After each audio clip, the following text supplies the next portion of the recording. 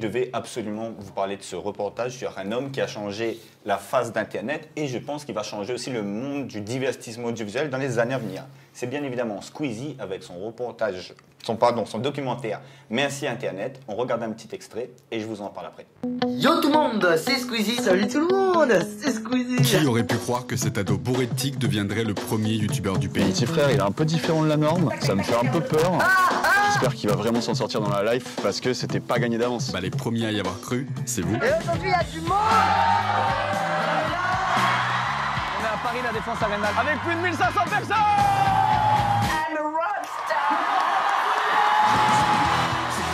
Lui, c'est la première star de YouTube, tu vois, vraie star. À travers ce reportage, on va voir l'ascension fulgurante de sa chaîne, les coulisses de tout ça, mais aussi les aspects plus personnels de la vie de Squeezie.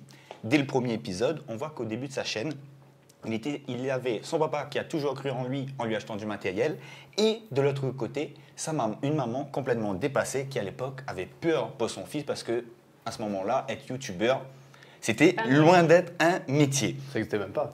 Ça n'existait même pas, c'était une folie, comme il disait, un gros hobby. Et je ne vous raconte pas plus pour que vous alliez voir ce documentaire, il est juste extraordinaire. Mais grâce à ce reportage, j'ai une autre vision de Squeezie. Et pour moi, en fait, Squeezie, c'est un Mbappé de Internet. Dans le sens où... Non, mais... Attends. Attention ce que tu dis. Dans le sens où c'est un vrai génie. Et en plus de son génie, il s'est donné les moyens de réaliser ses rêves et les rêves des gens. On a tous déjà eu envie d'avoir la vie à Squeezie, mais aucun... mais... Excusez-moi. Je préfère la vie d'Mbappé quand même. Non, à choisir. C'est pas comparable. Oui, on a tous voulu avoir la vie de Squeezie, en tout cas son mode de vie, mais à part lui, qui aurait pu assumer tout ce travail, le stress, la demande, le fait d'être tout le temps heureux, d'être un modèle, sa détermination, son envie de réussir et sa capacité à travailler autant et surtout tous les sacrifices qu'il a fait. Et on se dit que même si on avait eu ses chances et ses opportunités, est-ce qu'on aurait eu sa rigueur, sa discipline, sa capacité à travailler autant, sa détermination, sa ponctualité, etc.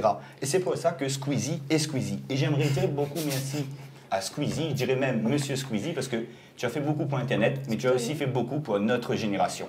Et c'est un peu comme Sohan, on aimerait tous être champions d'Europe, de France, etc. Mais derrière, on ne voit pas tout le travail, les heures d'entraînement, les blessures, les compétitions. Et on voit souvent